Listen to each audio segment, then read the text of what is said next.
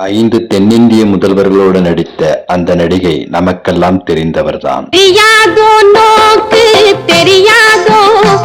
ஆம், அது ஆட்சி மனோரமாவேதான். பேரறிஞர் அண்ணாவோடும் கலைஞர் கருணாநிதியோடும் பல நாடகங்களில் மனோரமா நடித்துள்ளார்.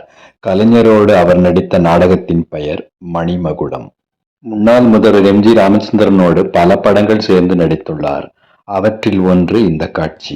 காசிக்கு போகும் சன்னியாசி உன் குடும்பம் என்னாகும். முன்னாள் முதல்வர் ஜெயலலிதாவோடும் பல படங்களில் சேர்ந்து நடித்துள்ளார்.